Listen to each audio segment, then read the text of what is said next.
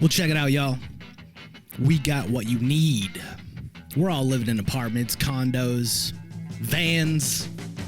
Well, dude, even you can have a studio in a box. Yes, we can help you with that right here at Blind Knowledge. We work on your budget, and we figure out your measurements. We'll get you the best sound for the best price.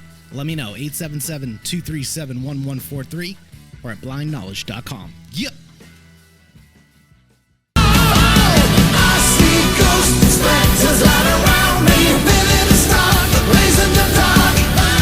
One by one, pictures gather round me. Where those moonflowers used to lost no more. Spectres gather round here, living in stark, blazing the dark.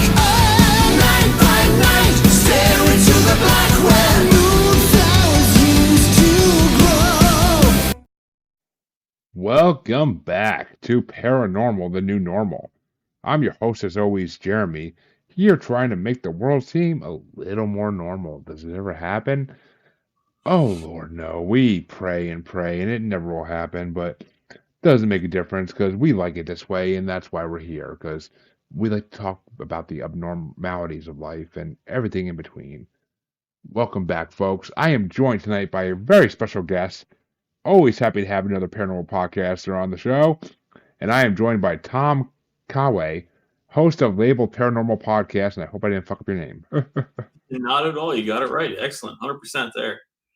Glad to hear it. Well, welcome to the show, Tom, and how you doing tonight? I'm doing well.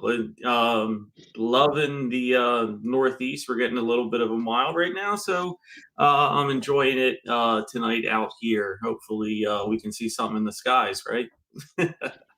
Yeah, that's always the hope. What part of the Northeast you're from, just out of curiosity? Philadelphia, greater Philadelphia area. Oh, okay. I got a few podcasting friends in Philadelphia.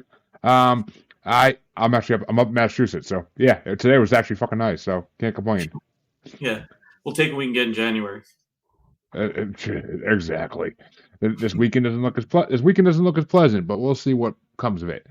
Yes. But anyway, folks, we are here once again to show you life isn't normal, and what better way to do that than with two paranormal podcasters? And not just that, folks. Tom is also part of a paranormal society, so that's a whole nother world we're going to get into in a minute. But let's start back at the beginning, like we always do. Tom, what got you into the paranormal world? Excellent. Well, great to be on. Great to talk to your loyal fan base. So, yes, let's get into the weird stuff. So, my upbringing, my house, I guess, it all started there. My upbringing. We were an X-Files family. We were a Unsolved Mysteries family. Other people had, House on the Prairie. We had paranormal shows. That's what it was. It was open dialogue. We got to talk about it around dinner. So, of course, when you're not shamed from an early age, you start believing that everybody can talk about it, and everybody, talks about these things. And it was a rude awakening, I'll be honest, growing up, that not everybody believes the way. But at least from my house, it was on TV. I have the nostalgia bug, something fierce for the Unsolved Mysteries, the Fact or Fake, Beyond Belief, that show. Any various Fox programs that came on debunking this, or the Tomb of the Mummy, whatever it was. We always watched it. We gather around. It was something that was very interesting to me.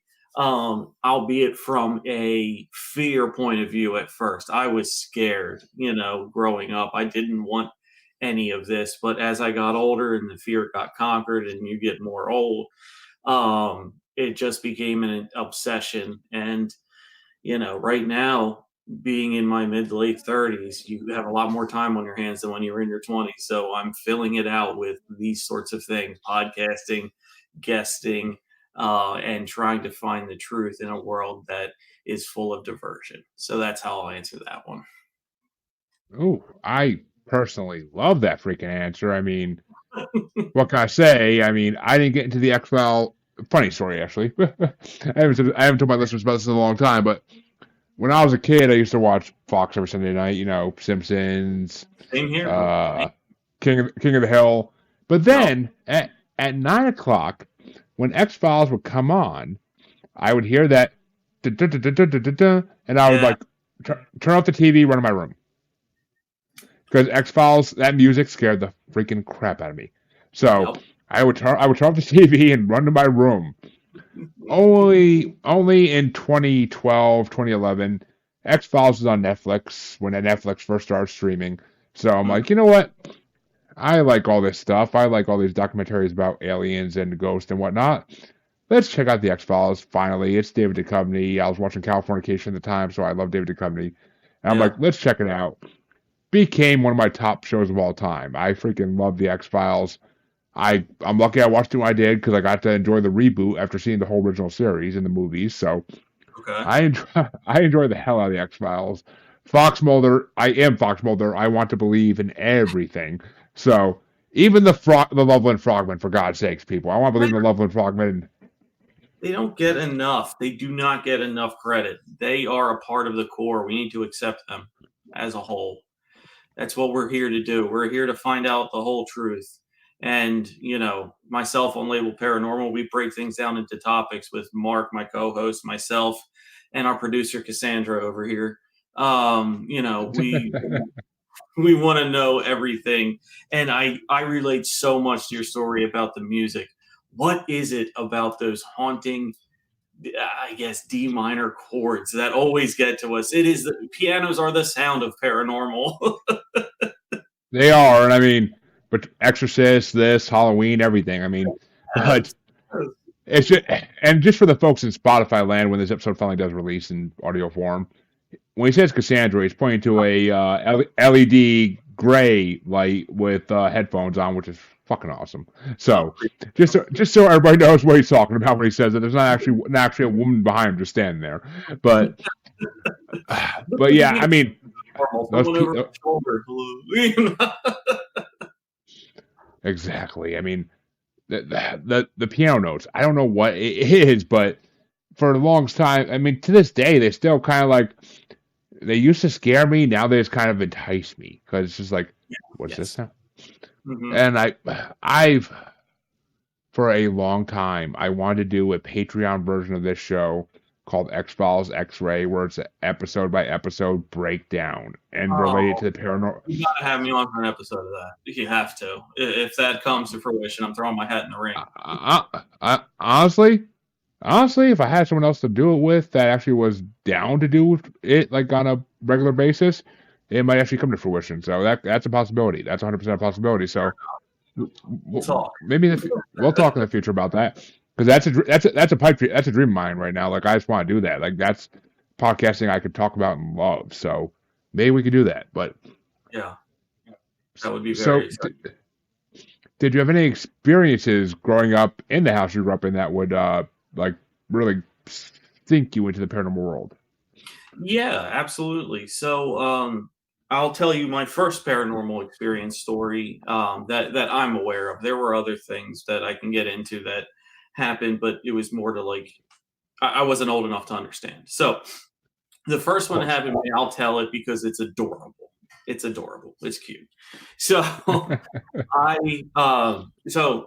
at my dad's house, which was the house, parents had, mom moved out, everything good, nothing weird like that. So, split custody. We come home to his house after school. There were two cats that were there, indoor cats. And, for whatever reason that day, my dad decided, I don't want to deal with them. They're in the basement. He shut the door and locked it. And, of course, me being 10 years old and my brother being 8, all we want to do after school is play with the animals. You know what I mean? So can we play with it? No, no, don't worry about it. Okay. So after we gave that up, it's about 6, 7 o'clock.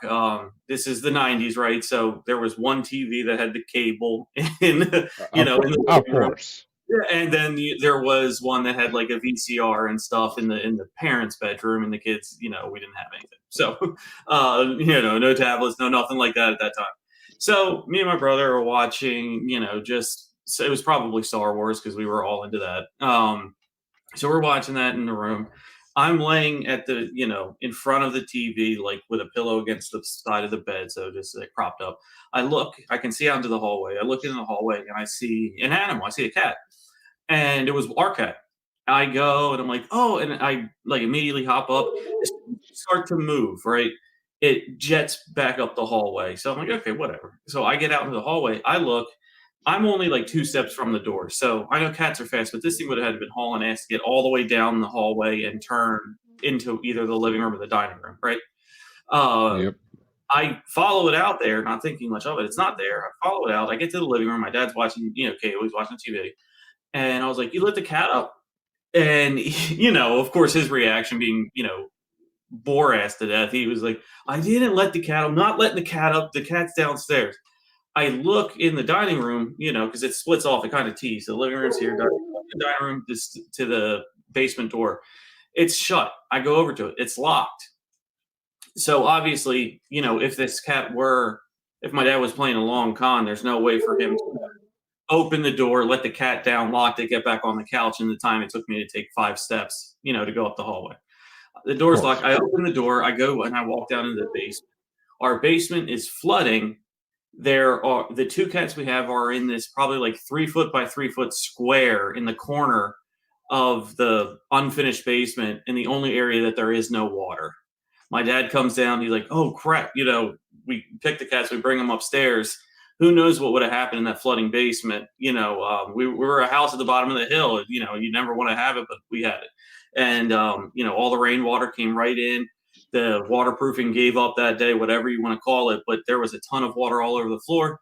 Who knows if those cats would have drowned? But we brought them upstairs, and I never thought anything at the moment, but afterwards, looking back, I said, was that an astral projection? Was that animal trying to get our attention upstairs?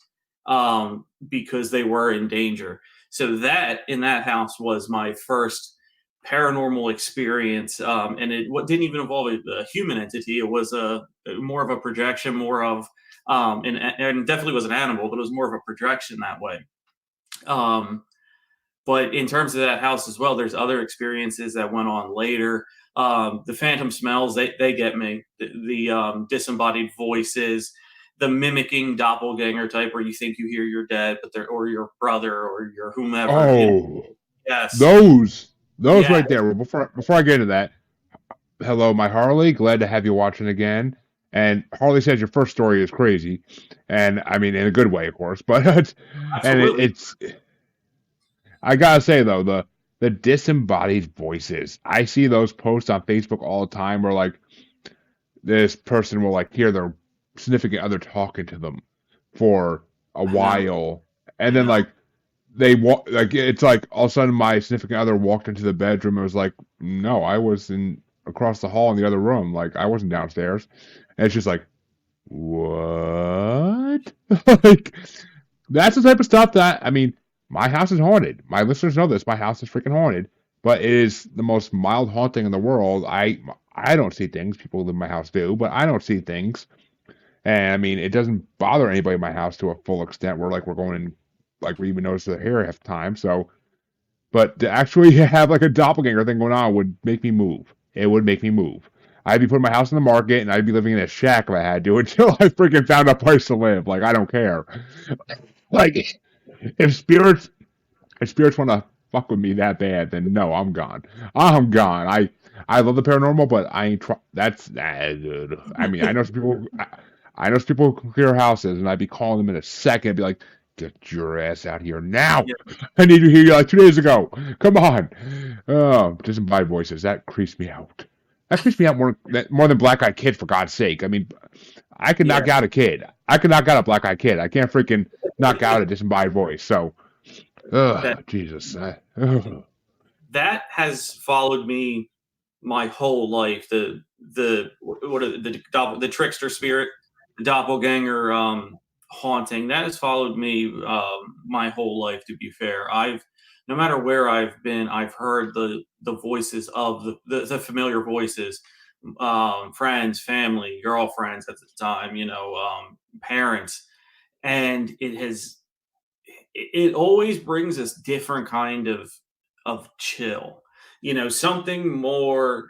sinister feeling than the residual type of haunts, the other type of entities, the energies. It's definitely, what are you trying to lull me into? What false sense of security are you trying to lull me into? When is going to be the time that I answer one of those calls?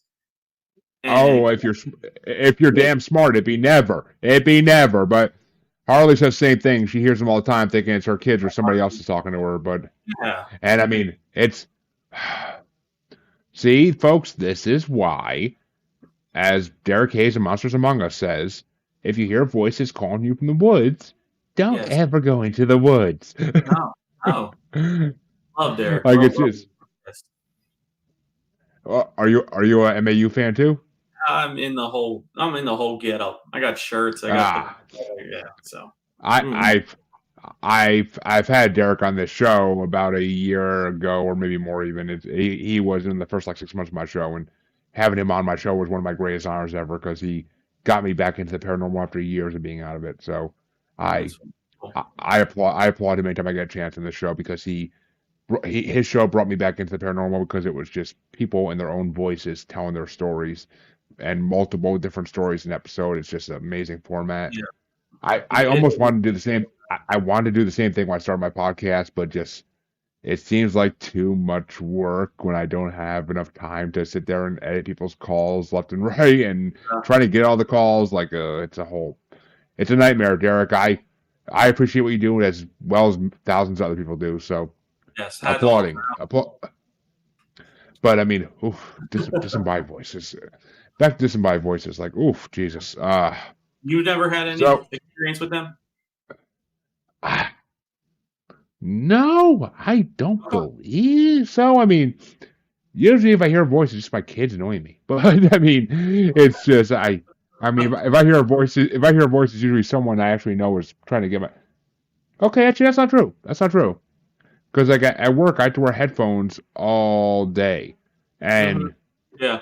like, well, not all day. I mean, I can take them off when I want, but I mean, I wear headphones all day, whether I'm on making calls, coming sales, or whether I'm listening to music. I have my headphones on all day, so sometimes I'll like think I hear people calling my name, and then like I'll turn around and like nobody's looking at me. Nobody looks like they're trying to get my attention. So it's just like, okay, I'm just gonna ignore that. I'm just gonna ignore that. Excuse me, getting over a You cold here. you're a But box yourself with music. That's what you do. I mean, I listen to some. I mean, if you come on maniacal music eventually. I mean, you probably won't see it on the episode you're on, but I do listen to some dark ass shit. Like, I don't bring it on for guests on my show often. They have to be something special to get my dark side music. But Darker than I Melvins. darker than who? The Melvins. My co-host Chancey actually brought on the Melvins once. They are Okay. a damn good band. They are a damn good band. So Here's your but I title mean, podcast: Doppelgangers and Melvins. uh, but I mean, no, I mean, it's I no, it's more horrorcore, like rap type music. I mean, I'm a juggalo first and foremost, and I go a lot darker than just juggalodom too. Though I go into other hardcore artists who are a lot darker than Insane Clown Posse ever could be. So, but it's just one side of me. I have so many sides of my music that's not even funny. I can go from listening to a song about killing people to a song from the '80s about like dancing. I mean, it Yeah. just Please. it can it's variety is a spice of life. That's all I gotta say. Variety is a It is. spice of life, and there's mood for everything. Well, But it speaks to our soul. and Harley says apparently in her wedding pictures there was faces on the door and no one was on the other side of the door. I mean, Harley, that's just that's bad omens. I call that bad omens right there. But personally, Yeah. Yeah. I I don't know. What do mean, you think? What do you think of that, Tom? so that the picture stuff I haven't really caught on my end in my house. But definitely, I have heard of people who have had those things and it's not there. And, for when you go and you look and you see it, you think, how could nobody have noticed it at the time? And that's a whole different subject and verse that I've talked about before, but it's is our technology greater than our capacity to see the world? Is that what it is? How many times, especially we just talked about Monsters and Moments, that's a great example. How many times do the callers say, when I was there, nothing was there, and when I, snapped a picture, took a video, and I reviewed it later? It's so cliche in the paranormal world. And what I'm thinking is, at what point did the technology overtake our senses? At what point did it take over our senses that we are able to see different, or we can't see what's actually there? And it's quite frightening. But yeah, with those pictures and with those coming in, we're capturing in that moment in time a physical manifestation of of a spirit that's there. That's what I truly believe. And when we have so many, how do we put it, so many energy devices that are all around us, whether it's Wi-Fi networks, cell phone, 4G, 5G, whatever you want to call it, cell phones everywhere, are we amplifying the ability for lower vibrational energies to come through? Because I don't want to say it's like an epidemic or anything, but like there's so much more evidence now. And yes, part of it can be chalked up to everybody now having cell phones, everybody having a media device on them at all times. That's pretty powerful. But in one interesting point, somebody back on my podcast I was talking to, was a guest, was they claimed that there is an epidemic of souls not crossing over, of misinformation and not going into the white light and staying around here, that attached to living people. I thought that was fascinating, that, I never even thought that what is going on now and how there are perhaps more sightings now could be because of something not happening in the afterlife. It's I mean, quite odd. well, okay, that brings up another conversation we'll have in a second here, but Sure. I will say I did have an experience with that, and my Okay. listeners haven't heard this in a while, so I will tell it in full details because I don't like to bore them with the same stories of mine over and over again. But it's been a while since I mentioned this. When I first bought this house, we knew my wife and her family were up here fixing it up one weekend, and they were here overnight while I went back to my mom's place every night because that's where I lived. And Mhm. I'd rather sleep in a bed than on the floor. So sorry, honey, I didn't want to sleep on the floor with you, but I like comfort. But so I had paranormal investigators come in from a local chapter, which I really should get them on the show because it's been 2 years. I should get them on the show now, but I gotta go look and see what the hell they wore. I also don't remember. But we were in my kids' room, and it was really like they sensed a lot of stuff coming out of my kids' rooms. And all of a sudden, I'm in my kids' room and the door's shut. Lights are off. They have all their instruments going, and we're talking, and they're trying to get in contact with a spirit. And all of a sudden, I get the coldest freaking chill up my back I've ever had in my life. Yeah. And I'm like, do you guys feel that? And they're like, what? I'm like, my back just got freezing. And like they start snapping pictures of me because I said that. And come to find out, they emailed me the pictures a couple days later. And underneath my arm, because my arms were hanging down, and I'm a big guy, so my arms kind of hang. And in between my arm and my armpit was a face, or at least Ooh. I could see it. I could see a face, and a lot of people who have seen the picture could see a face. I haven't. I actually gotta find that picture. It's in my Google Photos somewhere. I just haven't seen it in a long time, but it's in my email somewhere too. But basically, I mean, the end story of it all was that the original couple who lived in the house and built it live here still in their past life, and they never had kids, so we think they're looking out for our kids. No. Now we've been told there might be something darker in our house and we have a theory that this couple might be coming through the light here and then, like because I don't think they stay here permanently. I think they go in and out when they want to. They traverse through space and time, but they come here when they want to, and I think they protect my kids from whatever else is in the house. So that's my theory. I see. I really need a house cleansing. I know so many people who can do it. I just always forget to reach out to people, and like that's my biggest problem in life. I forget to reach out to people unless it's podcast related. So I gotta reach out. I got it. But So I actually have pictures of what looks like a face. If I can find it, I'll share it with you. But it's the creepiest freaking thing in the world. And actually, I'm start looking now, but it's the creepiest thing in the world. And it was my first real brush with the paranormal, even though I was always into it. And Hmm. didn't start this. I didn't start this podcast yet. That would come like another 6 months later. But still, it was my first brush with the paranormal. And every so often, this house, I'm sitting in my house, and it's nice and warm, like 70 degrees, 72 degrees, whatever. And I'll be sitting on the couch and it just gets so cold. Like you just get like not like see your breath cold, but it gets cold. Like you just notice a difference around you, and it's just like, oh, Yeah. uh, hey Rally, hey whatever your wife's name is, hi. Like it's I hope it's you. or who? I hope it's you and not the other thing. I really do, but I don't know. That's Yeah. I mean it's just a story of my own, but what you said something that kind of inspired where I think I want to take this next. And Sure. what do you think happens when we die? Oh man. But before I get into my theory, I'll let you tell yours. Okay. So I certainly believe there is an afterlife. I have. I'm not going to spin you any yarn if I'm convinced and things like that, but I have my own theory, and my own theory is that we're multidimensional beings. And heaven, rather than being this place up in the sky, which I guess technically it could be, but I believe it's a higher dimensional plane than what we're at now. I've heard some talk that made sense to me about heaven starting on like the fifth dimensional plane if we're 3D, right? And if we're the fifth dimensional plane of the is the lowest level of hell, and you can go up and traverse as your soul gets things right, the more times it comes back.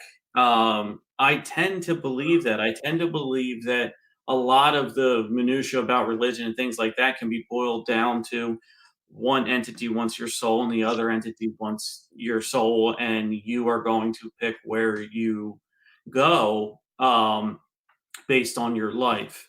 So these whole different religions, the simulation theory, interdimensional, there's ways that a lot of different parts of these could be true about the whole. So I believe you pass on, comet hits me right now, psst, I'm gone.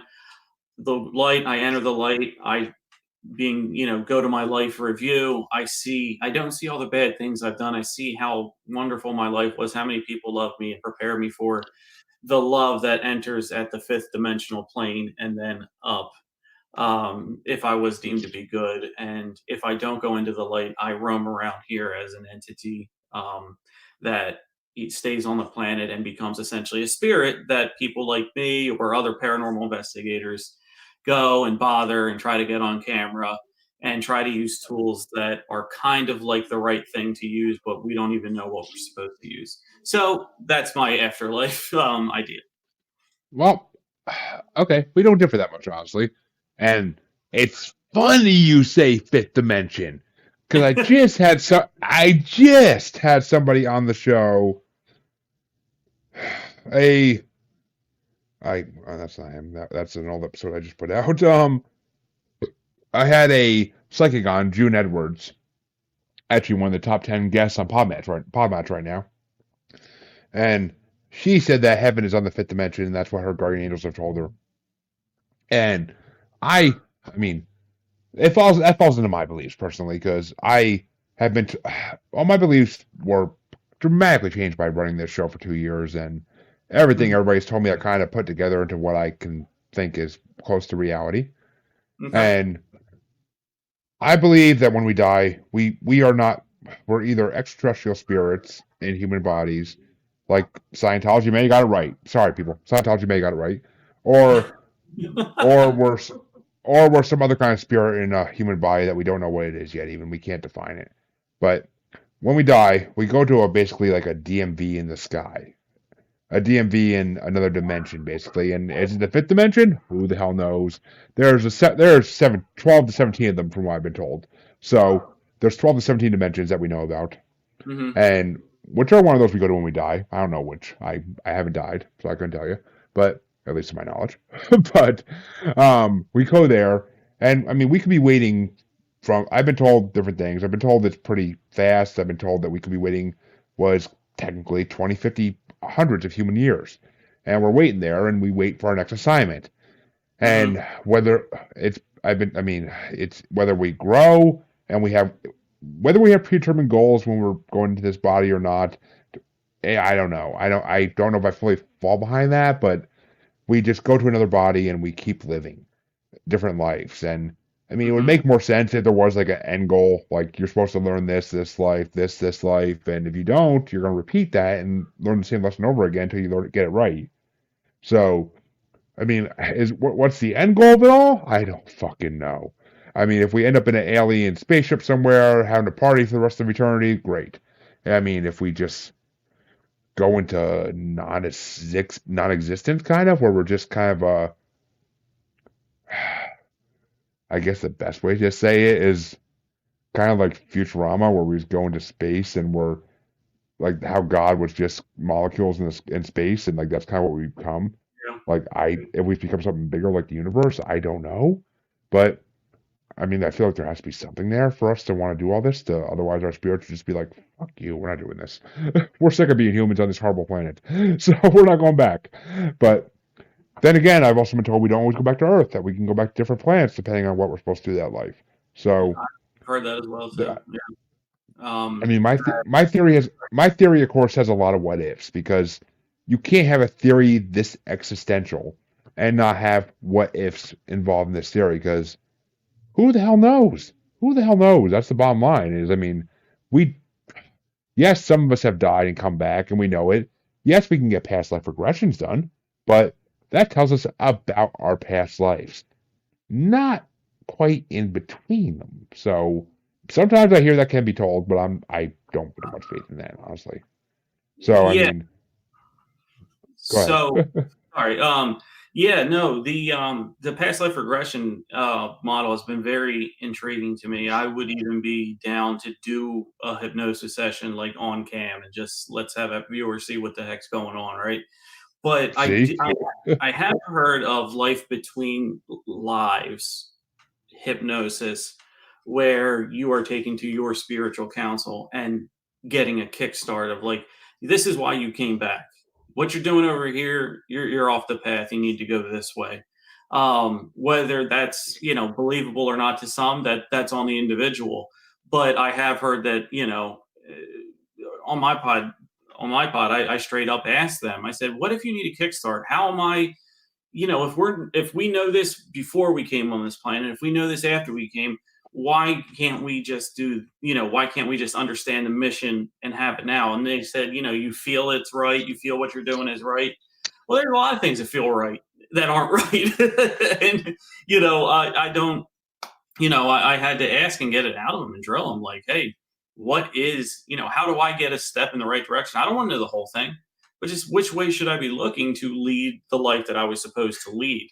But what you said about the afterlife and everything, I do, I believe it's connected with interdimensional beings, and I believe even UFOs, aliens, things like that. I do believe are interdimensional and also extraterrestrial, where it is another planet, but it could be a planet that we can only access through a different dimension. We know nothing of how space works. We know nothing of this thing called consciousness. We don't know why we have it. So how can we even explain that? And consciousness, to me, seems like the untapped energy potential of making everything work, right? Figuring out a way to, if you can telepathically communicate with another entity, being what have you. I believe that was taken from us. And I'll get into my own belief here, where I think that me, humans, were bioengineered from an alien race, and then also the primates that were on this planet. I do believe, ooh, yes, I do believe we were created. I believe there is no missing link because our missing link left on a ship however long ago.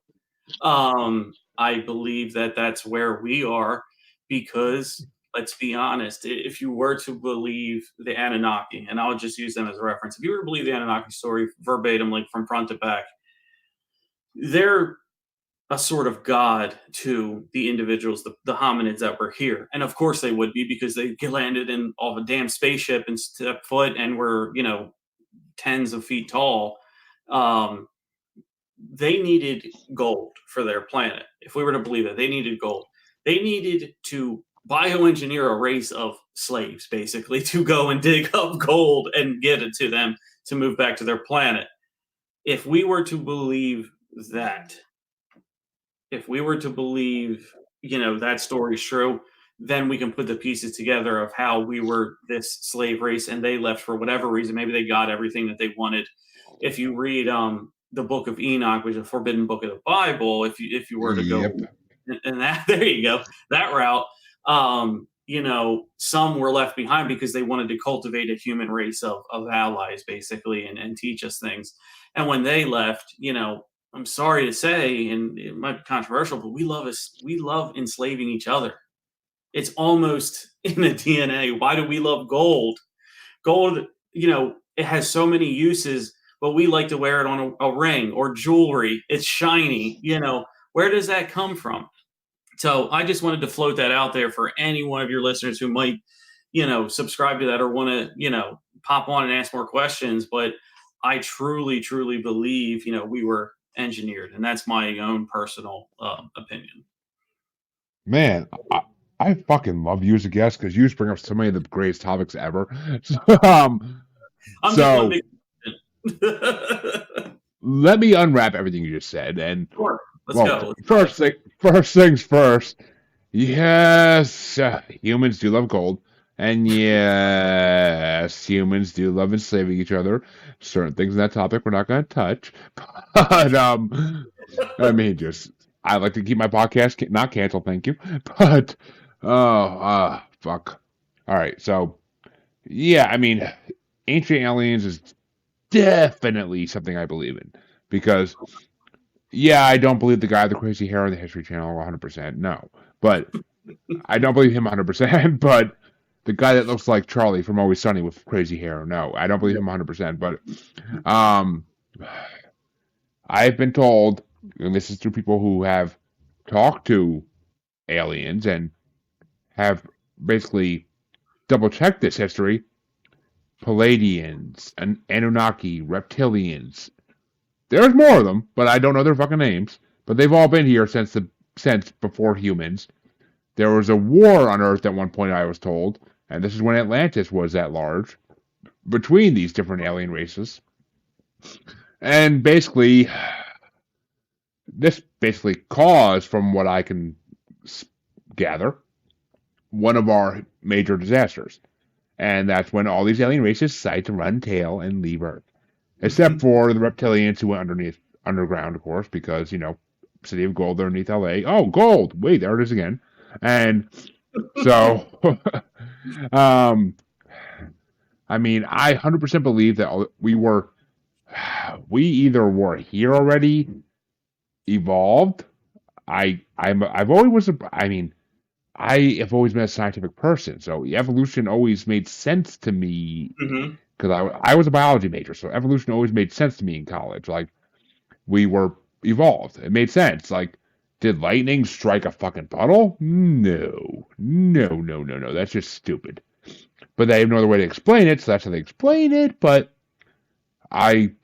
we were evolved, but it was done by the hands of extraterrestrials, I believe. They were our God, for lack of a better word. They were our God. Yes. And yes, we might have been slaves for them for a while. I don't know if that's 100% true or not. How could I know? How could I? But something happened with us in the extraterrestrials. But you say there's no missing link. That part kind of pisses me off because Sasquatch is our missing link. Okay. He was either I'm sorry, I shouldn't say he in this LGBTQ world we live in.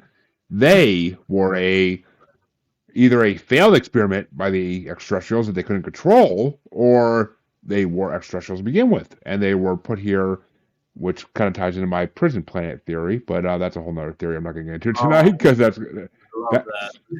that. If you listen to my previous episodes, at some point you hear that multiple times. But my prison planet theory is very. It would take up a half hour of this fucking show. But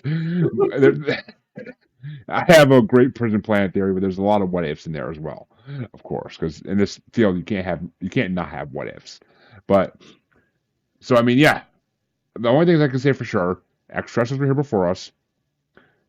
They either created us or evolved us, whatever terminology you want to fucking use. I don't give a shit. Mhm. But they had a huge hand into what we became.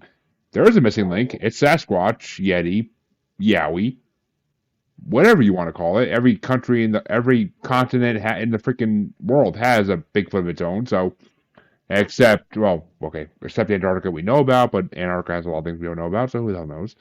And uh, and I mean, I think the extraterrestrials come back here and they probe us once in a while, just to give a physical to their creation Yeah. and say, "Hey, what's been up your ass lately?" There you go.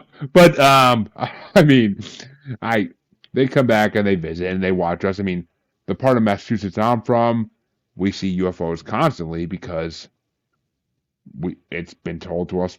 I mean, I've heard that they like to mine something out of the mountains around us. I Hmm. mean, Worcester County, Massachusetts is famous. Apparently, I didn't realize how widespread this was until I started interviewing people, and like that's where I'm from. They're like, "Oh, you're from Worcester County. Oh, that's where the aliens come to get the radon out of the ground." Excuse me, what did you say? But Wow. I mean, my See that? house has radon, so I mean, yeah, my house has radon issues, so I can believe it. But it's just, Yeah. I don't know. I mean, I 150 fucking percent believe aliens exist. There is no doubting that in my mind. I've seen proof of it in videos. No, I'm not talking about the mall videos that we've seen recently, people. I don't believe in that shit. That looked like it was a highly well done prank by kids, and I congratulate you, kids. You fooled a lot of stupid Americans and people around the world. Congratulations. My hat's off to you on that one. I really. Ooh, we actually broke that down on Global Strangers, my other paranormal podcast, this last weekend. We broke that. One of our co-hosts broke that down 100% and explained how it had to be kids, because somebody went back and another kid went back and filmed the mall like a couple days later, and the mall that they were supposed to be at looks completely different than the way they filmed it. Oh. So they definitely faked some of that footage. I mean, so it was kids, 100% was kids, or teenagers, I say. Kids can't do that, but it was 100% teenager. Oh, I mean, these days, who the fuck knows? But kids can do a lot these days that we couldn't do as kids. But I mean, it was teenagers. But extraterrestrials do exist. I've talked to people who have been abducted by UFOs. I've talked to people Mm. who have. I've seen proof of UFOs with people on my show. Les Durant, UFO investigator, has. I literally watched videos he's done where he puts a cell phone on the ground overnight and records with it, and he will catch 10, 20 different UFOs going over his cell phone every night. It's ridiculous. He's a cool guy. Watch that video, folks. That's a video only episode. You can't listen to that really and then get the full spec of it because he's showing me stuff the whole episode. So you have to watch the video. But so I mean, aliens are real. The history of this earth is convoluted as fuck because of false history and all the other conspiracies out there, the Illuminati, New World Order, the QAnon, all these people that want to hide things from us. So we will never know the true history of this planet until either this planet's in ruins and we find records of it in the Vatican, which me and my co-host Scott are going for the Vatican as soon as the zombie apocalypse happens, just to take them down and finally read what's in the library. But Yes. including the Book of Enoch, which all the Yeah. books of the Bible are in the Vatican library. So I am dying to read all, what is it, 23 missing books, if I'm not mistaken? Yeah, there's a lot of things in there that are, were taken out, but a lot of times it was for a purposeful reason of somebody in a high authority rather than a disapproval or anything like that. Oh, it was 100% because King James is a bitch and wanted to have what he wanted to have in it. So Yeah. I believe, if I'm not mistaken, based on my documentary watching in the past 20 years, King James took out 15 of the 23 books, and the other 7 of them or 8 of them were taken out for other reasons and other royalty. So they, the Book of Enoch, the Book of Eve, the Book of some a couple of the different disciples had books that got taken out. I don't know why, unless they were running into things they couldn't explain. That's the only thing I can think of. Maybe a couple of them ran into Sasquatches in different parts of the world. Who the fuck knows? Yeah. Maybe a couple of them ran. Maybe a couple of them. I mean, there's already mention of angels or extraterrestrials in the Bible, so maybe it was more detail than they weren't called angels, and they took it out. So I don't know, but I am not a biblical scholar by any fucking means in the world, so I'm not gonna pretend I am. But But that was their I. only way of censorship, right? You know what I mean? That was Mhm. their only way back then of censorship, by taking it out and not making it available to the masses. And they could have, you could argue they were more effective in that back then than anything we can do now with the freedom of information we have, and we can get things out ASAP. Um, One thing you said that was really interesting, um, especially with like the Vatican and things like that, is it's all about control. It's all about making you look here, and I'm actually working over here. You know what I mean? It's all about illusion. And it's all about, Oh, and don't. Go if ahead. we are looking around and not if we can't focus on a single thing because we're all looking everywhere else, we are just as good as sheep, which lends back into the almost, for lack of a better word, enslaving and having people do the main focus.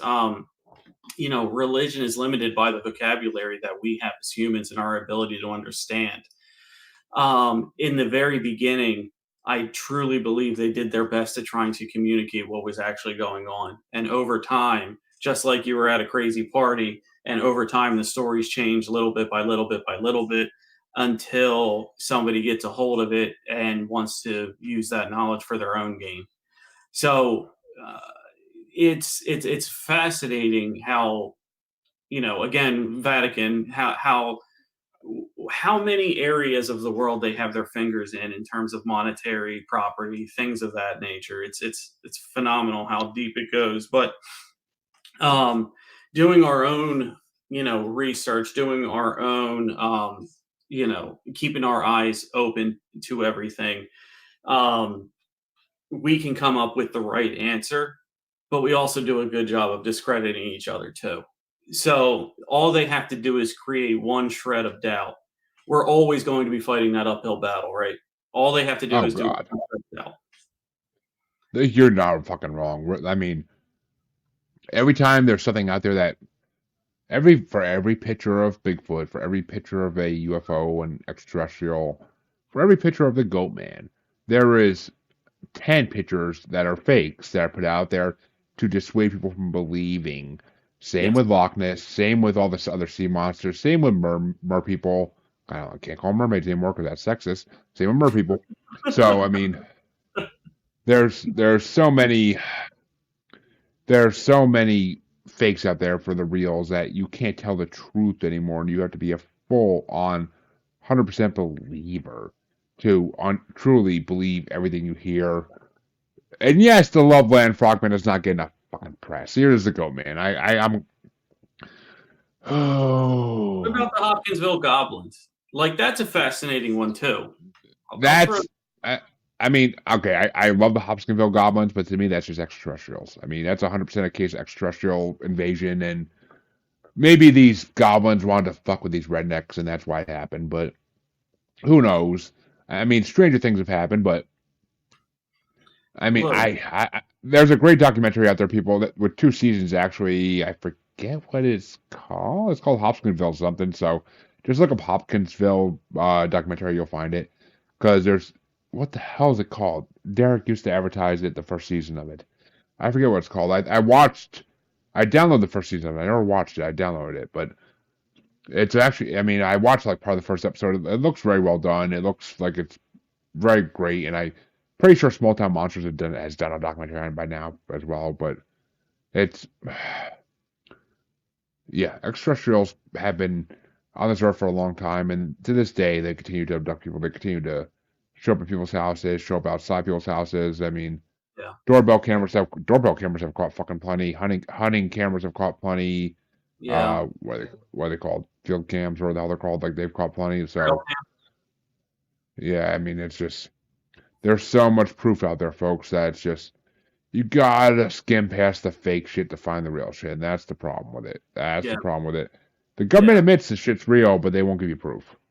No, and you know that's what honestly started mine is, and the first episode we ever did was the whistleblower testimony, and to have somebody, it's big for our community, you know, yours and mine, Jeremy. It's big for our community to have somebody say, "I've seen shit, I've been told shit, and people have threatened me for this shit." And if you have those three things in front of Congress on TV and under oath, it makes it that much more believable. And we're not trying to convince, at least I guess I can't speak for anybody else, but I'm not here to convince every single person.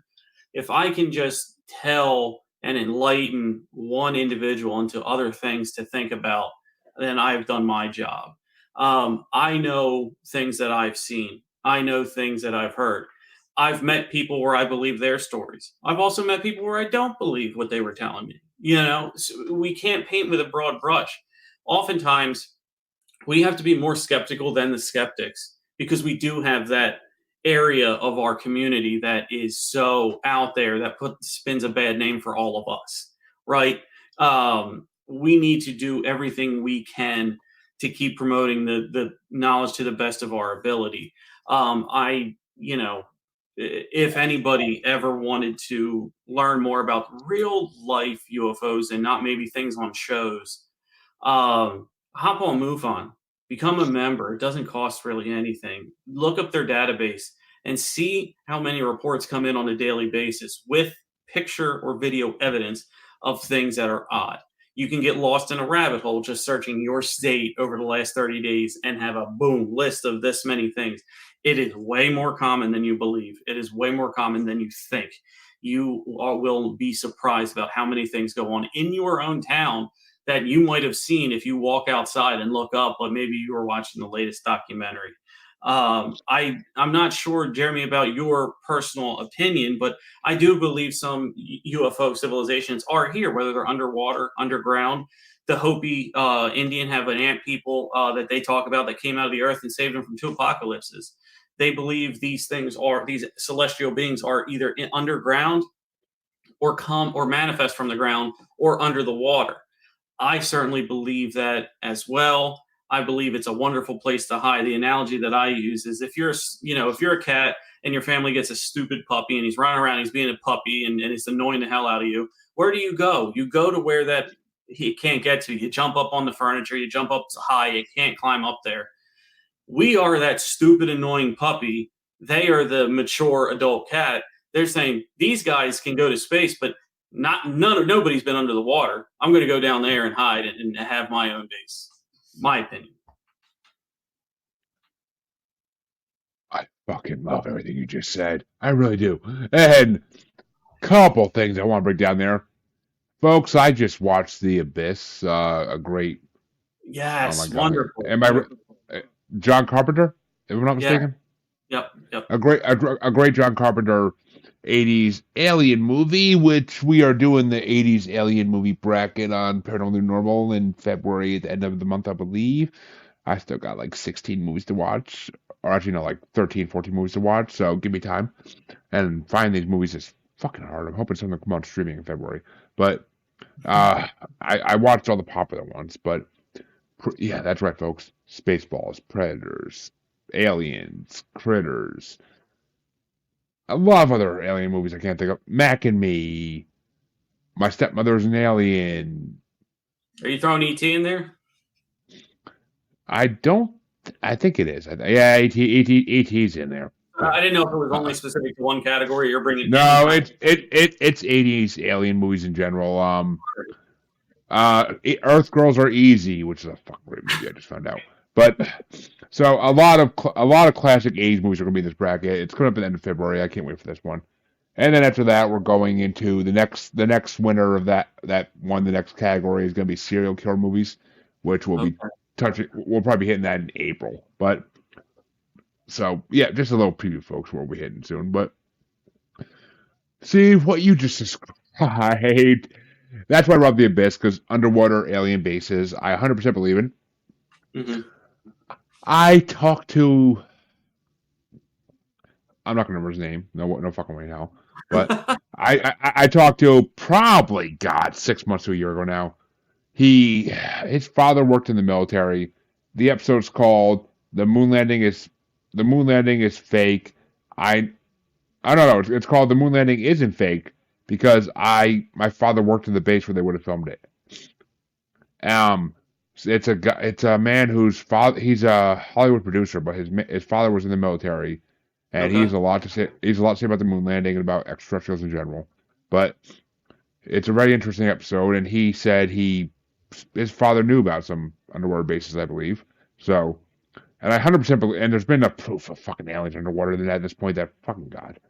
But and you also something else you said though about in the Earth with the Hopi Native Americans. Mm-hmm. I'm a big fan of Hollow Native American lore. are you a fan though of Hollow Earth theory? Ooh, I going back to X-Files, I want to believe. I just have not had enough information yet on all of it. Well, I mean, the fact that Native Americans used to take spirit journeys, Yes. and they were the only people ever to cross through the cave systems in the east and the west and come all the way out the other side. Mm-hmm. That right there, Yeah, that spells Hollow Earth. And it would, and I had Lon Strickler on the show, God, a year and a half ago now. I gotta have him back. He's a good guest, but I gotta have him back. Lon Strickler, folks, a great paranormal investigator from Pennsylvania. He runs a radio show, Monsters and something. I'm sorry, Lon, I can't think of that. Oh, Phantoms and Monsters, radio. He runs that show. Sorry, Lon, couldn't think of it for a second. But he told me stories. He told me stories of dragons coming out of caves in Pennsylvania, dogmen, Bigfoot. Like, where do all these cryptids hide on when they're not in the Pacific Northwest where there's a lot of forest?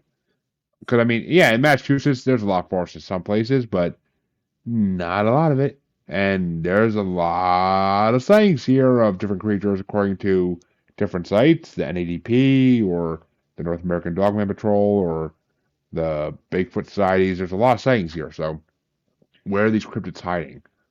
Gee, Hollow Earth, huge caves underneath the ground that could fit a whole Bigfoot clan or a whole Dogman pack. Which I don't think I'm not sure if the Dogman are really pack animals or if they're solo creatures. Depends on the type, I think. But still, How hungry where they are. would yeah, don't yeah.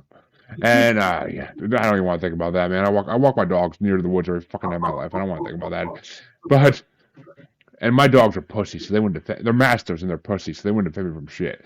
But if a bear pops out of the woods, I'm gonna be fucking fighting it for the dog. God damn it! But so Hollow Earth to me makes sense. I am a huge proponent of Hollow Earth, Hollow Moon, because I believe the moon landing could have happened. But what did they see when they got there? Why did the feed cut out for an undetermined period of time? 17 minutes.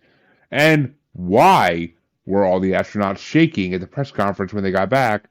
And why have we not gone back since? Or why hasn't any country gone back since? Oh, gee. Is it a Death Star type base that aliens told us not to go back to? Maybe. Maybe. I don't fucking read minds. I don't know, but no one's told me either way, but I know when we fired a missile at it, it rang for, what was it, 11 minutes, 38 minutes, something like that? Yeah. So, let's take the suitcase, put it on the bed, open it up. Let's unpack. The Appalachian Mountains, the Rocky Mountains. If you take a look at the cave systems that are inside both of them, that stretches multiple states, thousands of miles. Absolutely different biomes of areas of different cryptids could live there with different ways to come out, and temperatures, again, what have you, is just dependent on where they live.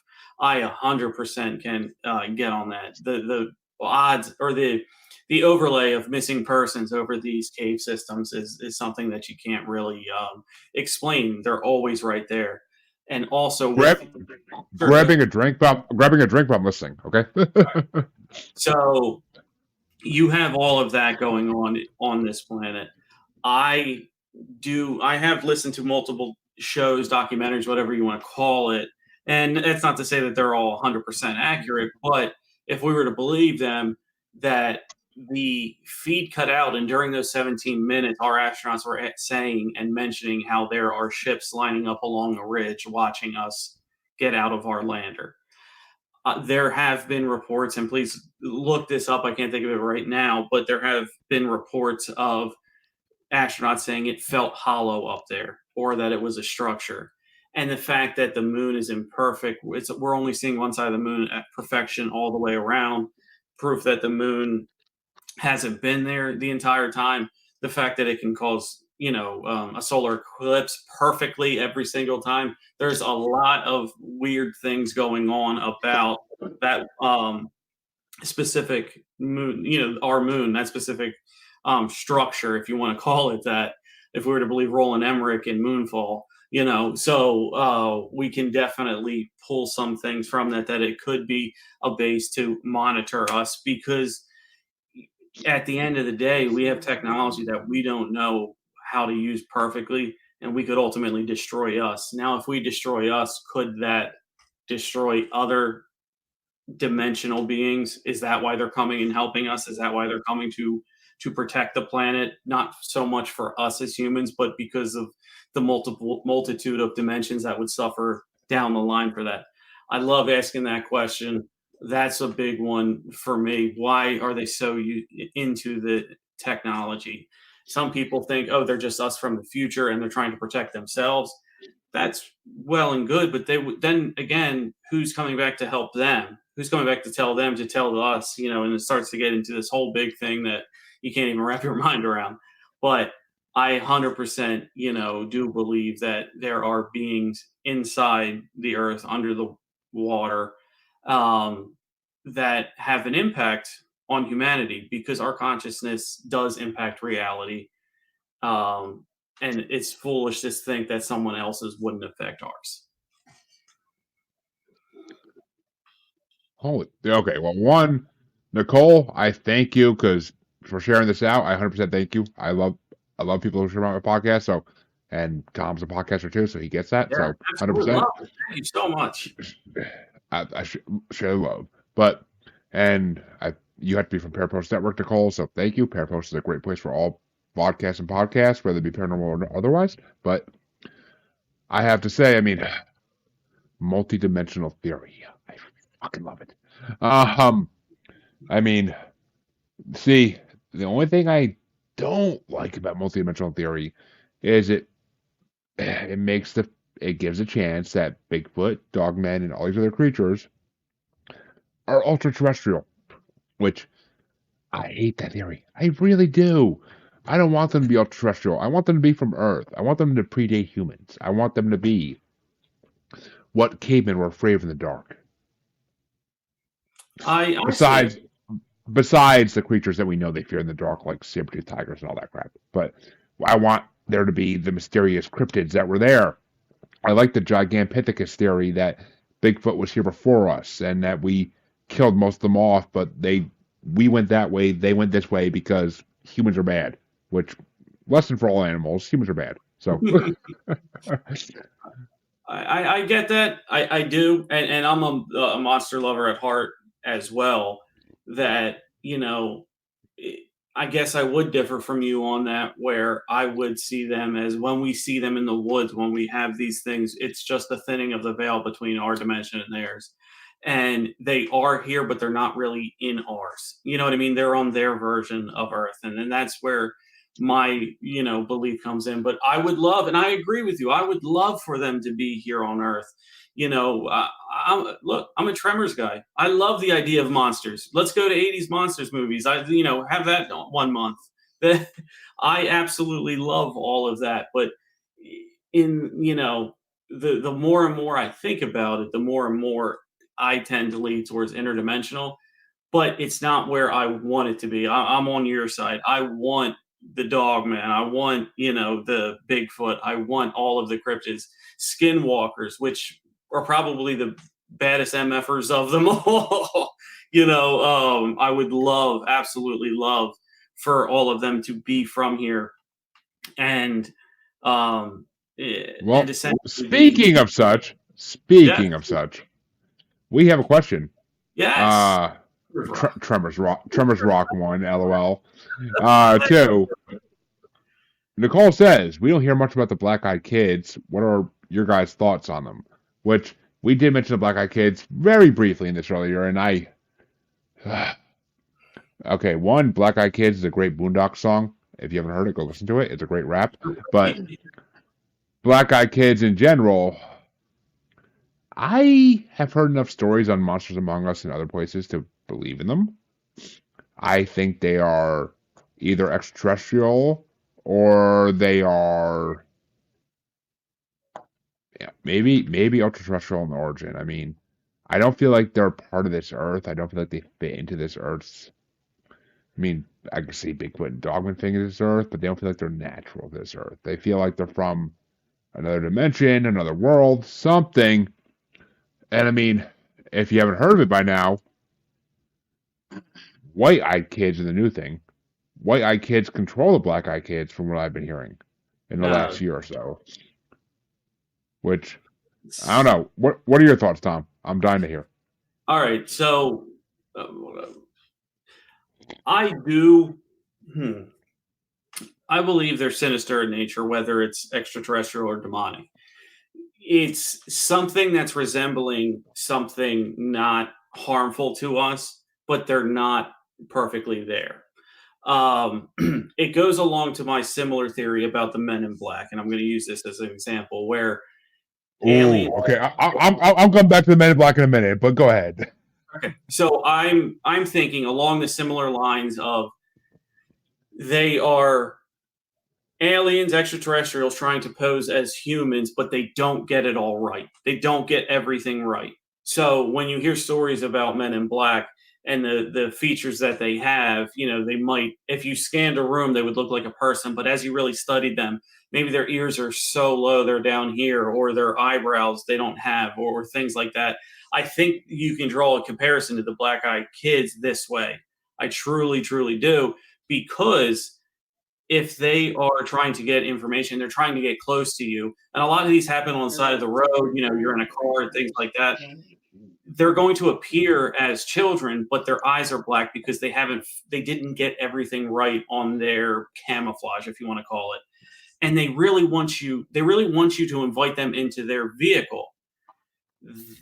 That, to me, would take it a little bit away from the extraterrestrial and more on the demonic side, because there's something to be said about demonic entities. You need to invite them in before they can attach to you. This is just another version of that. You have to literally invite them into your space. That car is your space. You have to invite them in for them to attach to you. So if we're going to drill it down, extraterrestrial and demonic, you can make an argument for both sides. For me, I want to lead toward they're a demonic entity. Wow. They are trying to get into your space to attach to you and eventually possess you. And in speaking with some individuals who have been on my podcast that are psychics and mediums, possession doesn't have to be the scary exorcist type of thing. There's millions of possessions that happen in forms of like drug abuse, drug addiction, things like that come across that you can be possessed and lead to a less than good life. So that's how I'll answer that one.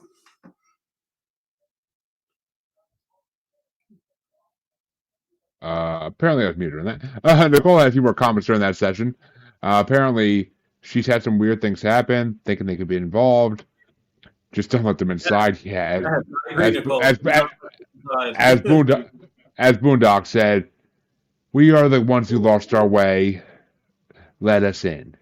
But and yes, they may not have the current clothes either. Yeah, I've heard stories of them dressed in period clothes from the 70s to 40s. So, I mean, but I've Yeah, also heard them dressed in modern clothes. So, I I've seen them okay, in the like craziest the skirt craziest type black eyed kid story I all right, sorry, but the outfit. craziest black eyed kid story I've heard was on Monsters Among Us, and it was a female listener who called in her experience. There was a kid playing in the middle, like in like one of those medians of like a busy intersection, like a highway off on ramp, Mhm.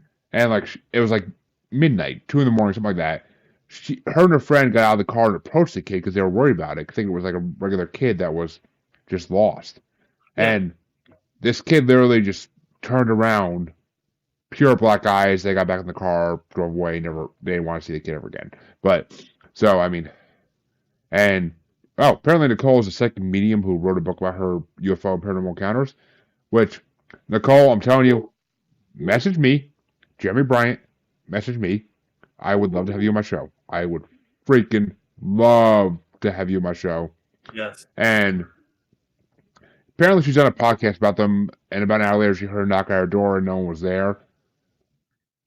I've Ooh, yet to have oh creepy. Yeah, I know, right? Spooky. yeah, But I've yet to have anybody show up. I've yet to have anything show up at my door, knock on my door from doing this podcast, and I've mentioned skinwalkers or schmimwalkers, whatever you want to call them, if you're scared or not.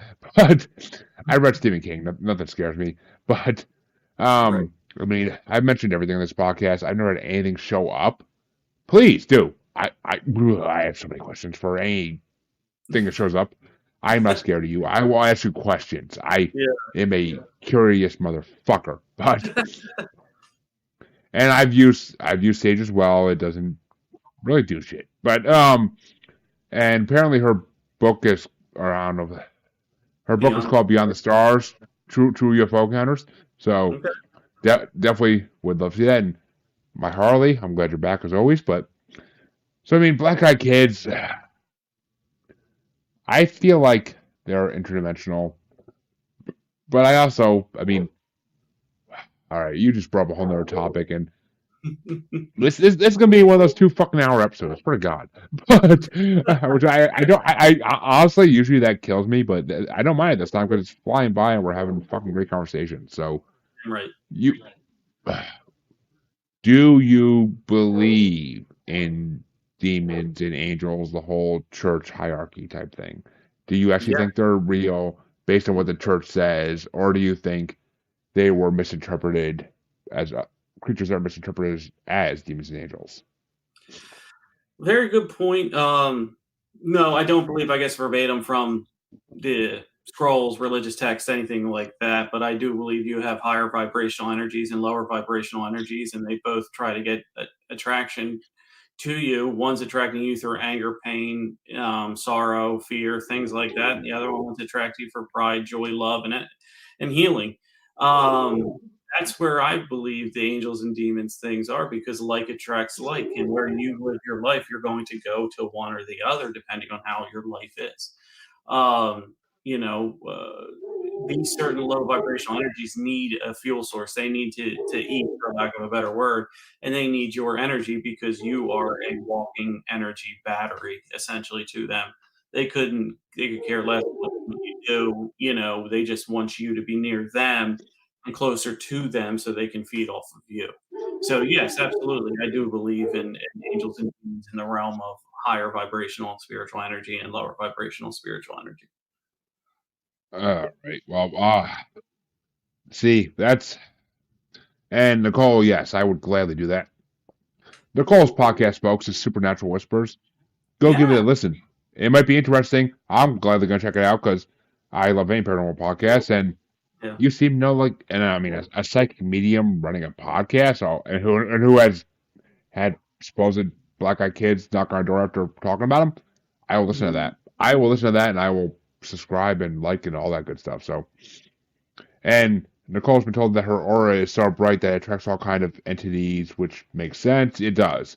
Those who walk in the paranormal world experience more than those who don't. It's I true. my footstep in the paranormal world is like footprints in sand. It disappears when the next tide comes in, so it doesn't mean shit. But it's not no cement like a psychic or medium who leaves literally their footprint fully in cement when they talk in the paranormal world, because they do. They do more than I could ever do in this world. And I love psychics and mediums. They're a major part of the show. I interview them constantly. So Yeah. thank you all for what you do. But Yeah, they're a great as background for our community. oh, they are. They're huge. And as someone who grew up not believing in them because it was the Yeah, '90s and they were the crazy people at the carnivals, the crazy people with a no, it's booth true. on Main, with like a little booth on Main Street, or a house on Main Street with a little front store. But I mean, now after interviewing so many of them, and you said actually you said at one point you guessed that you didn't fully believe. Hmm. I have not had I mean, just same as I'm looking at you. I look at all my guests in the eyes, and I can tell not one of my guests around think lied to me. Okay. I mean, or at least they didn't believe they were lying. Okay. I guess I don't even guess from like podcasts. I mean, people just talking to me over the course of my oh, maybe. all Okay, podcasts. that's possible. But Yeah. I mean, I thought you just meant Oh podcast no, guests. no, But no, I no, mean, no. because my podcast guests, I never feel like they're lying to me. I always feel like it's the God honest truth, because I look in their eyes and either it's true or they believe it's true. One of the two, and I am fine with that either way. But I mean, as far as heaven and hell go, before I go to your question, Nicole, I didn't forget about you, but as far as heaven and hell go, they're different dimensions. That's all they are. I love Milton's Paradise Lost. It's one of my favorite books. It's one of my favorite topics for songs out there. Um, Cradle of Filth did a whole album around it, Damnation in a Day, about Paradise Lost, and it's one of the greatest stories out there in the world. But and I love the idea of Lucifer. I love the idea of the Morning Star. I love the idea of he fell and created his own army to become evil. But sorry, folks, I don't think that's quite true. Was there an extraterrestrial named Lucifer? Maybe. I cannot tell you the past. But is it possible? Is it possible one of them was called Lucifer, or are humans deciphered as Lucifer? Yeah, maybe. But as far as angels and demons go, I don't 100% believe in them. I'm not a religious person by any fucking means. I'm an agnostic. I believe there's something out there. I tend to lean more towards its extraterrestrial in origin, but I don't know what it is, and I'm not going to pretend I do. But so heaven and hell are just different dimensions. There's 12 or 17 of them, so and that we know about. There might be more. So and from what I've been told by lucid dreamers and astral projectionists I've had on my show, some of them will scare the shit out of you. Some of them will make you feel welcome, and they're creatures you want to deal with. So the ones that scare the shit out of you are one of those hell, like the first, like maybe not the first, second, or third, because that's what we live in, but maybe actually maybe it's opposite. Maybe if fifth dimension's heaven, then maybe the 17th dimension's hell. Who the fuck knows? But I'm down for that, and if that's hell, then whatever. I'm down with it. But Nicole said, Oh, and oh, there we go. About doppelgangers. What if you see one? What kind of haunting would it be? well, Uh, I'm not sure if you were listening earlier. I have been, I have been dealing with the doppelganger spirit, and what that more commonly is known to as a trickster spirit.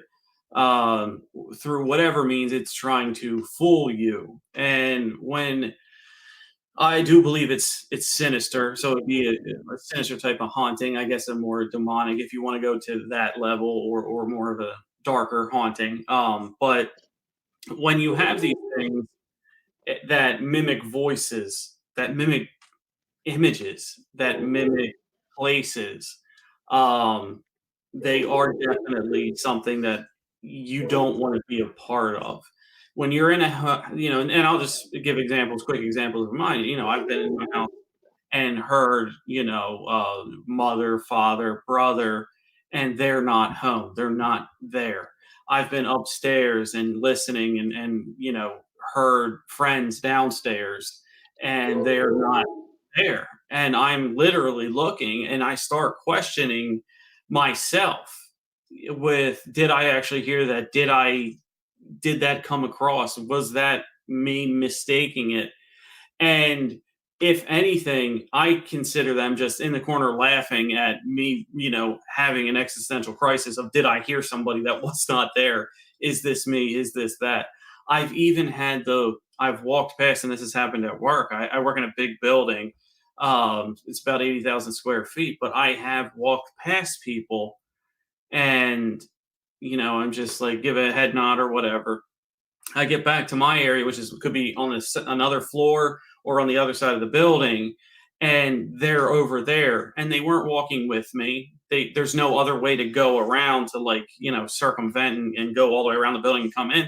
There's no physical possible way, and what's scary now, and I guess it's only scary because I'm thinking about it, but is I don't even think anything about it anymore, Jeremy. I don't even think like it's odd anymore. And what is the end game? Maybe there isn't one. Maybe they just want to, mess with you and make you look like an idiot. But if we were to take it down and examine what is the serious and sinister nature of it, it could be that it's trying to get your guard down by making you think that what you're experiencing is not truly what's going on, and then it can fully manifest itself and live and trap you, ensnare you, because you uninvitedly let them in by not reacting to their presence. So I think that could be part of it as well. You're on. Yeah. I keep forgetting I'm muted, but a lot to unpack there. Okay, Nicole apparently. Okay, well, depends on faith for the angels and demons things. She's had too many experiences with doppelgangers not to believe in them, and she's had her share of angels and demons too. Which that's the thing I can't. That's the thing that mystifies me. But that's the thing that mystifies me is I've had so many people tell me like I have a guardian angel. I talk to him on a daily basis, and it's like, I don't necessarily believe. I don't necessarily believe in heaven, but are angels just extraterrestrials talking to humans, or are there or spirits? I don't know. But and no worries, Nicole. You can rewatch it later, of course. And we've been going for an hour and 20 minutes, and I mean, we'll stop eventually, but I don't see us stopping just yet because it's a really good conversation. And I usually don't do episodes this long, but when I have this good conversation, I ain't fucking stopping. What I like. So, and you can you can see and hear spirits. Sorry, there's a few to go through, but and Nicole says she's at the point where I've set boundaries. Yes, a lot of mediums I've talked to have to set boundaries, or spirits take advantage of them. I mean, they just. One of my guests, Brandy Alexander, wrote a great fictional book series. It's book 2 is coming out soon about a medium who can, or psychic, what do you want to call them, who can see spirits and talk to them. And it's a really good. It's called Genesis. The first book. It's a really good book. I read the first book before I talked to her. She was one of the first. She was the second guest on my show, or third. So, and I read her second book already as a beta reader, and I am so excited to talk to her about it because her series is so good.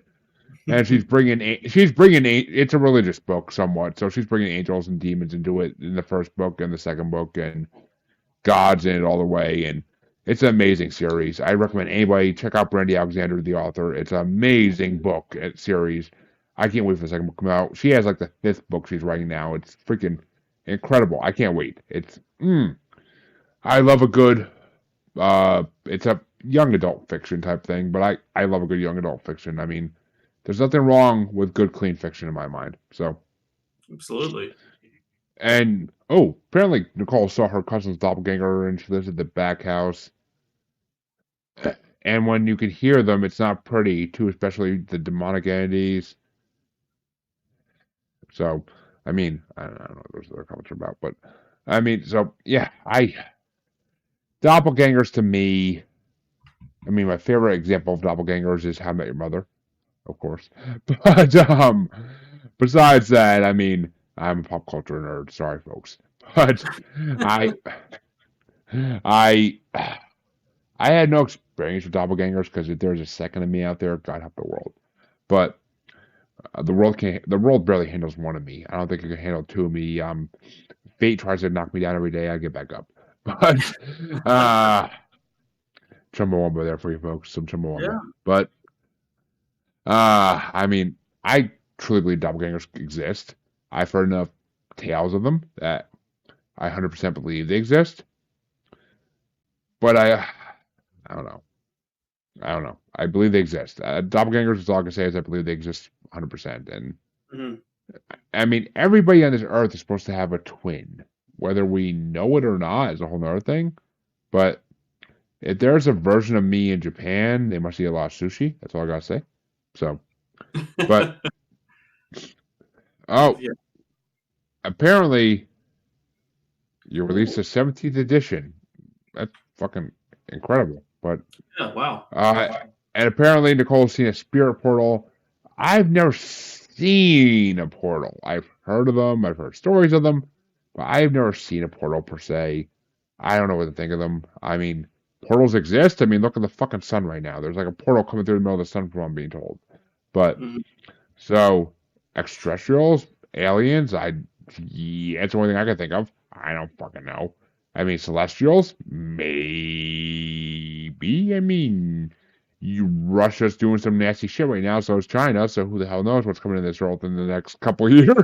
But Yeah. Jesus, Well, many people think there's natural portals that occur on this earth organically, and volcanoes actually are a big one where you have ungodly high EMF detection that's happening there where there shouldn't be, and many individuals think that those are portals to get an interdimensional portal where extraterrestrials can fly out of, and there has been multiple reports of sightings of coming out of the like volcano domes and things like that. Um, in Native American culture, we used to, um, build our tribes, huts, whatever you want to call it, around ley lines and negative energy or positive energy pathways and avoid negative energy pathways and things like that. So whether it's a full, I know maybe sci-fi wants us to think of, maybe a spiraling type of like portal thing or something like that. It's probably not that. I definitely believe in portals. I haven't seen one either. There is a belief that animals like dogs, cats can see them, and when they're looking at a wall, a portal appeared. It's maybe not an individual at all, but yeah, I thank you for your knowledge and sharing that about portals. I know for a fact they exist, but I'm glad you have seen one. I would love to know and hear you, hear where you know what they would look like, because I would be interested to know and what the description is. just so everybody in Spotify land could hear this, Nicole says spirit pearls tend to come in all shapes and sizes and colors. I think, to be honest, the one I saw was a dark round portal, not a good sign. And I put a cross on it, even though I'm not Catholic, but I believe in the faith, and I seen it like other spirit rolled in my mind eye for a split second, but it had an impact on my life. And I mean, yeah, I actually was told the other night that I should be hanging Catholic crosses all around my house, even if I'm not Catholic. Just get them blessed by a Catholic priest, because they'll do it. If you go to a Catholic church, they'll bless anything, basically. You might have to give a little donation. You might have to give a little donation and look aside on the little boy touching and all that. But Yeah. other other than that, I mean, the Catholics will bless anything. But yeah, you can hear my hate for organized religion, can't you? But other than that, I mean, portals are a really real thing. I've had guests talk about fae, fairies, Mhm. gnomes, that type of thing, and I 100% believe in all that because something wouldn't be that prevalent in folklore unless it was real. So Mhm. I believe in trolls. I believe in fairies. I believe in I'm Fox fucking Mulder. I believe in everything. So sue me, but please don't. I don't have the money for that, but sue me. Um, before we wrap this up because it is getting later in the night on the East Coast here, and I have to work in the morning. And I got kids. I got kids to get up and get in the bus. So I just want to ask this though. Sure. What is your theory on Dogmen? My favorite. Okay, actually, I have two questions, but first things first. What's your theory on Dogmen? One of my favorite creatures of all time. I absolutely believe in folklore and especially dogmen. You know, Beast of Bray Road comes to mind, right? Michigan is a hotbed for these type of sightings. Upstate Ohio as well. I have Beast of Land Between the Lakes. yes. The So most famous, the most not the most okay, not the most famous, but the most deadly of all dogmen is on that island. mhm, I've had, but just know before you give me your answer. sure. I've had D.A. Roberts of the North American Dogman Patrol on my podcast, and Okay. he's been the Land Between the Lakes. So I am a even before that, but especially I am a huge fucking believer in dogmen. I believe in them as much as I believe in Bigfoot. So please, though, tell me what you believe. Yes, I do believe in them. I do believe there's more to the wilderness that meets the eye. There's more to this world than meets the eye. I want to say dogmen um, could be a simple, the dogman and the werewolf lore are very closely related. It's not uncommon to think that the trauma in the form of that area where there's many native wars and going on, the trauma has taken a tulpa form of most of a wolf, which is synonymous with Native American lore and man of actually how we are. So it's very interesting to put that into context that the trauma of the land becoming a tulpa has created this entity here in our world. So I think that's a fascinating way to take it. I do believe that there's a ton of Michigan wilderness, cavernous areas, and Appalachia where dogmen can hide out on as well. Oh, all right. The fact that you said Topa on a podcast and I didn't have to. Fuck yes. I am usually the only person to talk about Topos. And Nicole, I see all your questions, and I'm going to message you in a minute, and I will send you dates tomorrow probably. I'm going to message you now so I don't forget about it. But I'm going to send you dates tomorrow to come on my show, just saying now. Because we're not going to have time to hit all your comments and questions. I'm sorry. But you can come on my show and talk about anything you want, sweetie. So your day will come. But I believe, and this is everything I've learned from multiple podcasts and documentaries and everything else in the world. Dogmen are 100% fucking real. There are two different types of them, as we know. There could be more. The Hollow Earth theory plays fully into dogmen, I believe, because they've been seen a lot around caves. Mhm. And anybody who doesn't believe in dogmen, one, what the fuck? Two, Google NADP, North American Dogman. I think it's Patrol. I could be wrong about the P, but it's NADP. Look at the map on their site, and there's another site that's another site that follows Dogmen that has a world map of Dogmen sightings. World map everywhere but Antarctica and parts of Asia. But even in Africa, Australia, parts of Asia, all over Europe. Like, fuck. Dogmen are as widespread as Bigfoot. And for those who don't know what Dogman is, yes, Nicole, I see your comment. I'm just going to put up and address it here. For those who don't know what Dogmen are what a word I fucking hate. Werewolves was based off of. The lore of werewolves was based off of dogmen. Because Yep. the Beast of Jodovan, the Beast of the Beast of Jodovan's the earliest example I can think of. Actually, no, it's not. The Epic of Gilgamesh from Mesopotamia.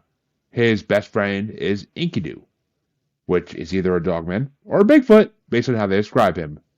So, dogmen have dated back to the fucking beginning of time. Anubis, Egyptian god. Dog, humanoid. Mm-hmm. And I had a guest, one of my first guests, Christopher. Fuck me. I'm sorry. I'm sorry, buddy. I forget. But oh, it's gonna kill me. It's gonna kill me. I'll think of it eventually. But one of his friends, one of his fellow soldiers in the army, was in Egypt with him. Saw Statue of Anubis. Freaked the fuck out. What is that? They explained to him what it was. I have seen that thing 3 times when I was a kid in my yard in New Orleans. Rougarou territory. So Ooh. I have heard so much evidence and seen so much evidence, not personally, but photos and videos, that Dogman is 100% real. Like my good friend Tom here said. And yes, you're going to be seeing him a lot more in these podcasts, but trust me, this conversation has been fucking legendary right here. This is one of the best episodes I've had Anytime in you a want lot. me back, I'll be back. I love it. It's been one of the best episodes I've had in a long fucking time, so fuck. Good, But right. talking paranormal is like fucking close to sex for me, people, so Jesus Christ. It is. It just is. It's close, but no cigar. But Dogmen have been around since the beginning of fucking time. They will be around long after humans. There are 2 different types. Don't remember their specific names at this point because I don't have the websites up. But one's aggressive, one's not. Mhm. One's territorial, one's aggressive. Don't fuck with either. That's my advice. But Beast of Bray Road. Read Linda Godfrey's books. Watch documentaries with Linda Godfrey. She is a goddess and a saint of paranormal history. Watch and read anything she did. The Beast of Lamb Between the Lakes. Look it up. There is a legend there, or story, not even a legend, a true story of a family that was murdered on Lamb Between Lakes. It's an island between Wisconsin and Michigan, I want to say. And there's a family murder there. Little girl slaughtered, thrown up in the trees. Ooh. Police thought it was it's fucking brutal. Not for kids. But police, this show is not for kids, so I don't have it for kids, so no worries. But police thought it was a serial killer. What serial killer throws a fucking body in a tree? That's what I say. But, so, I mean, Beast of Bray Road, Beast Between the Lakes, Michigan Dogman is getting more and more traction these days, so fuck yes. Go Michigan Dogman. Change all the Michigan teams to Dogman. Please. Please! But, so, I mean, that's just 3 examples. They're all over the fucking world. Look into them, folks. Dogmen exist. Skinwalker Ranch. Yes. Are all Dogmen Skinwalkers or are all Skinwalkers Dogmen? I'm not proposing either of those, really. I think they're 2 different entities. I think Skinwalkers are a Native American thing, and I like just like the Wendigo, and I think Dogmen are a whole other topic. But Skinwalker Ranch had giant wolves, so who the fuck knows? And I mean, I haven't seen Skinwalker Ranch in about 2 seasons, I think, so maybe 1, but still, great show. Check it out. But Dogmen are real, folks. If you don't believe in them, I don't know what else I can tell you. I don't. They're real. I've heard enough stories of people encountering them. I just released an episode this past Saturday with John Russell, a psychic medium, and you might have him on your show too. He's been around the podcast apparently, but he's a great guest. He's been a psychic for 50 plus fucking years. He's a great guest. He had a possible encounter with a dog man. Hear about it on my show if you want. It releases last Saturday. It's a fucking great episode. He is a great guy. He gave me some good advice after the show too, but that's for no one's ears but mine. Dogmen are real, but hey, folks, I gotta end this because I got a cold and talking for an hour and a half, hour and 40 minutes is giving me horrible throat here. Tomorrow's gonna be fucking hell, but I'll live because this conversation has been worth it. So, Yeah. and it's sad, I know, Nicole, and yeah, I believe you guys back to me to watch Skinwalker Ranch because that show, Skinwalker Ranch, one of the only fucking shows nowadays to show real proof of UFOs, of portals. Thank you, Skinwalker Ranch. Fuck Dragon, because that's the worst name in history. But everybody else, love you. I'm kidding.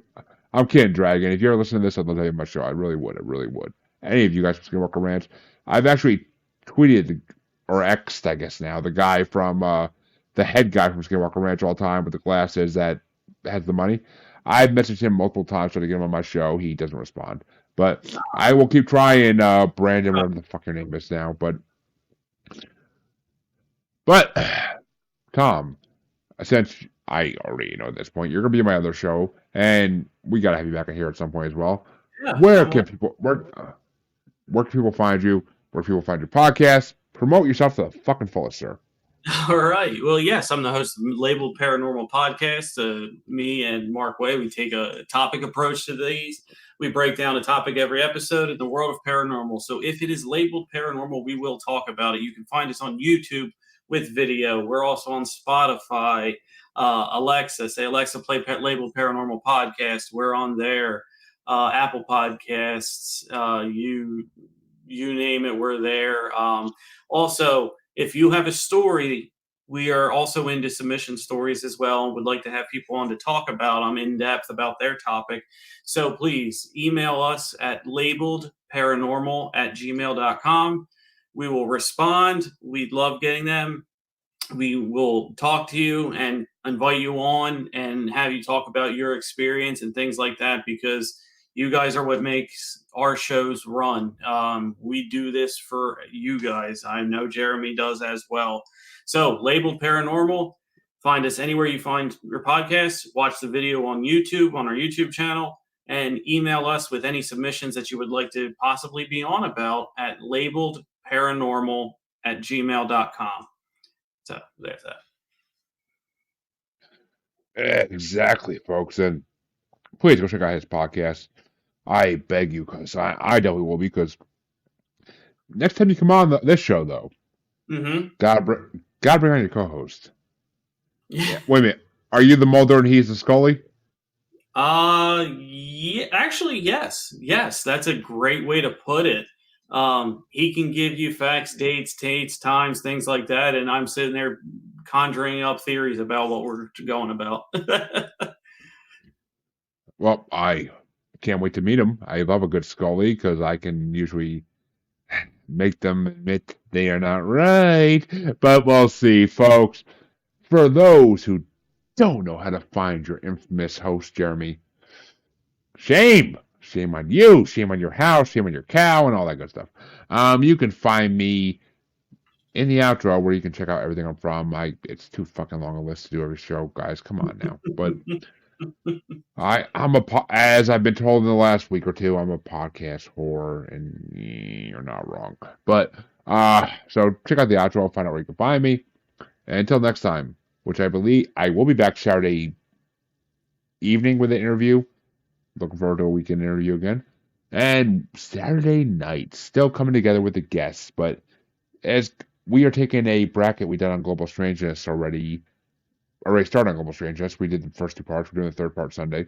But we're doing the first part once again on Paranormal New Normal with different guests. We are doing the most awesome creatures of all time bracket. That means creatures from movies, creatures from fiction, creatures from legend, creatures from mythology, creatures from horror movies, and everything else. This bracket is three parts. We're doing the first part on Paranormal New Normal on Saturday. If you didn't catch the Global Strangers one, come check it the fuck out, because it's a lot of fun. I don't like who won the first one on Global Strangers, so I want to do it again anyway. But how the fuck does that one win? I'm not gonna say who, because then it's gonna curse me to make it win again. But come watch it and see if the same one wins, because if it does, I might have a fucking breakdown on live. So we'll see. But Jesus fucking Christ, I might. Oh my God, I'll tell you after we go off live. But I don't. Jesus. But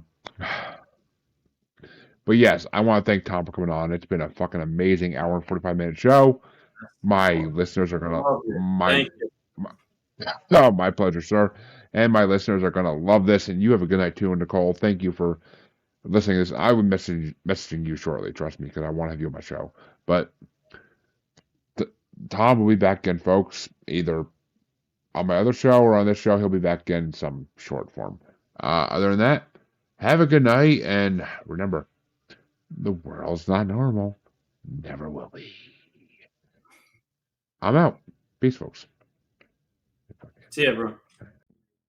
You can find me on Facebook as Jeremy Bryant, or you can find me as uncensored, unapologetic, and untamed UQ Podcast Collective Facebook group. You can find me on Twitter and the Instagram as at Juggalo Bastard, or should I say X now? And you can find me on TikTok as at Juggalo Bastard Podcast. You can also find me on YouTube as Paranormal the New Normal, and you can also find me streaming on YouTube as Blind Knowledge Network, because all knowledge is blind until they admit Bigfoot exists.